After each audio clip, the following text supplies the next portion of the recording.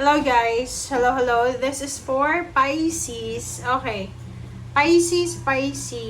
Para sa mga Pisces na nanonood sa ngayon. Welcome guys sa aking channel. Kung bago ka sa channel ko, please paki-like and share. And paki-subscribe kung hindi ka pa nakapag-subscribe. Okay. So, titingnan natin Pisces kung anong mensahe ang kailangan mong marinig. So, this is collective. Para sa lahat ng Pisces. Okay. Please comment down below if you are resonated.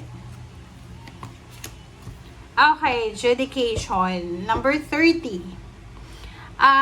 Sinasabi ng Barasir dito, Pisces, na maybe, on process ka ba ng pagde-divorce kung nasa ibang bansa ka? Kasi dalawa to eh. So, pwedeng meron kang inaasikasong divorce paper, separation, annulment, parang ganun. Meron din sa inyo dito maybe nag-aasikaso kayo ng mga papeles, dokumento, or kung ano man na papeles yan. So, yung iba pwedeng nag-a-apply ka ng mga papeles sa gobyerno, yung iba nagbabalak magpakasal kasi dalawa to eh. So, kung balak mong magpakasal, yun, pwedeng ikaw ay nagpa-process, nag-aasikaso ng mga papeles mo. Okay, ano pa ba? Message. Sinasabi ng bara sa'yo dito na maybe you're waiting for a confirmation message, chat, call, email, or kung ano man na importante to na mensahe. So, posibleng makakatanggap ka. So, another is there's a invitation. So, there's an invitation letter, message ka na matatanggap. Okay? So, yun. So, what are you waiting, guys? Paki-comment sa comment section kung may mga hinihintay kayo. Kasi, possible na dumating siya. Okay? Dumating siya. Ngayon. Simula ngayon habang nanonood ka. So, parating na. Okay. This is for Pisces. Pisces.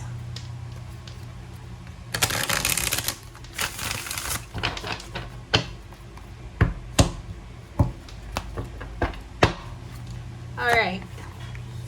First card natin, Pisces, is Temperance. And the second card ay Ten of Swords. Okay. So, paki-comment sa comment section again and again. If you are Pisces na maybe mayroon kang mga pinagdaanan na mga struggles, problems, finances, money, career, or love life, or even spiritual na troubles or whatever man, sinasabi ng Barasir dito na you need to surrender. Surrender to God, to the universe, kung ano man yan. Maybe ending siya. So, like for example, kung yung trabaho mo sobrang toxic na, tapos gusto mo nang matapos gusto mo nang matapos yung kontrata, gusto mo nang umalis. Love life na toxic, trabaho na toxic, lugar na toxic, or kontrata talaga siya. So, parang ganun. Papers, documents. Ang sabi ng bara sa'yo dito, you need to be patient, guys. Okay? Kailangan mong magpasensya. Kailangan mong magkaroon ng pasensya. Doblehin mo yung pasensya. Yung iba sa inyo dyan, Pisces, you need to be careful. Okay? Kasi, you're parang nag-i-aim ka ng closure. So, like for example, yon sa relationship yan doon sa mga nagpaplanong makipaghiwalay. Okay? So, like for example, gusto mo nang makipaghiwalay, gusto mo nang umalis sa relationship, sa lugar, sa trabaho. And, sabi ng Barasir dito, you're waiting nag-aantay ka. Kailangan mo pang mag-antay ng konti pang panahon yung kailangan mong intayan. Okay? Okay. Makakatanggap ka ng napakabilis na communication, napakabilis na balita, mabilis na message, balita, kwento, tawag, or whatever man. So, ang sabi ng bara sa'yo dito, kung ano man yan na matatanggap mo, kailangan mong pag-isipang mabuti. Kumbaga, timbangin mo yung sitwasyon bago ka gumawa ng desisyon. Okay? Ang sabi ng Two of Swords dito na huwag kang magpadalos-dalos. Okay, kailangan natin ng pasensya. Iwasan natin dito, Pisces, yung maging aggressive tayo. Aggressive and impulsive. Okay? Okay. Pisces. So, kung nakikita mo dito, yung 4 cards na to, meron dito nagmamadali ka. Pwedeng nasa ibang bansa ka, nakakontrata ka pa ba? Maybe 2 years, 3 years yung contract mo, tapos gusto mo nang umuwi ng Pilipinas. Nag-aantay ka ng mga offer, job offer para makalis ka na. But sabi ng baraha, konting tiis pa. Okay, maghintay pa tayo. And you need to be patient, guys. Maging mapasensya kayo, kasi yun yung pasensya nyo. Yun talaga yung magdadala sa inyo doon sa kung saan man ang gusto nyo. Kasi pag wala kang pasensya, magsisettle ka lang sa mga bagay-bagay na kung ano lang yung nandyan. Kahit sa love life, diba? May mga tao na sa love life, like for example, hindi na sila masaya sa love life nila. Tapos ang gagawin nila, maghahanap sila ng ibang magugustuhan nila or maghahanap sila ng kapalit habang they're together sa relasyon na ayaw nila. Diba? Mali yun. Maling-mali yun. Kasi yung happiness, yung contentment, hindi yun. Kung hindi ka na naging masaya sa kasalukuyan mong relationship, ibig sabihin, there's a problem. It's either you or yung person na yun. Pero hindi mo kailangan na i-test yung sarili mo. Pag-iwalay ka muna, mamuhay ka muna ng single, tapos after mong mamuhay ng single, pag gusto mo na ulit magkarelasyon, dun ka kumuha. Huwag kang kukuha ng pang-rebound kasi masasaktan ka lang. Sa job, ganun din trabaho, ganun din. Halimbawa, toxic yung company na pinagtatrabahuhan mo. Tapos, lumipat ka sa same na job, same skills na meron ka. Tapos, mag-resign ka na naman. So, ang style, guys, diba, ay parang narinig yun sa mga podcast na sa trabaho daw, halimbawa na sobrang pagod ka na sa isang company. Kung gusto mong mabago yung environment mo, mabago yung mindset mo, yung isip mo, yung routine mo, kailangan maghanap ka ng ibang trabaho na hindi related sa first job mo, second job, third job. Parang gano'n. Yun yung sinasabi. Okay. So, let's check.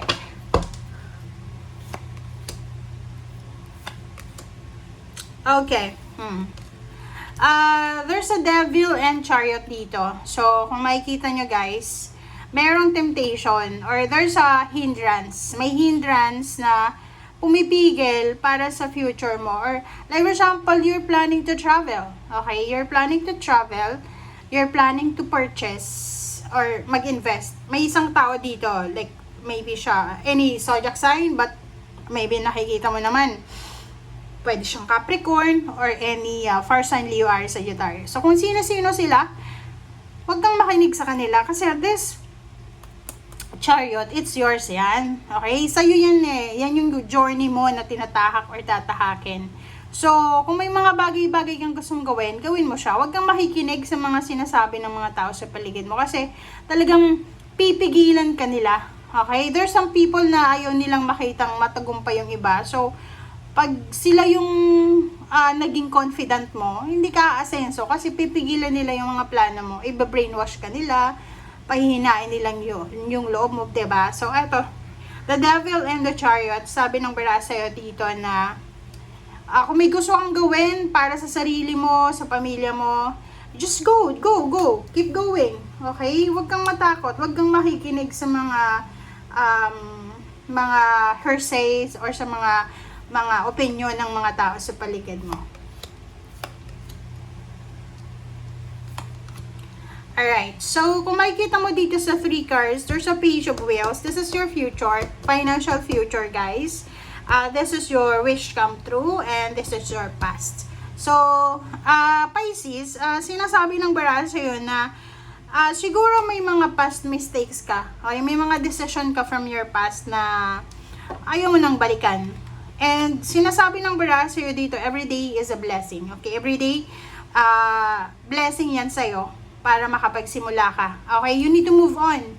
You need to move on sa mga negative, toxic na past story, past love life, family life, job, career, or any spiritual decision na hindi maganda sa past mo. So, sabi ng Baraka, mag-focus ka dito.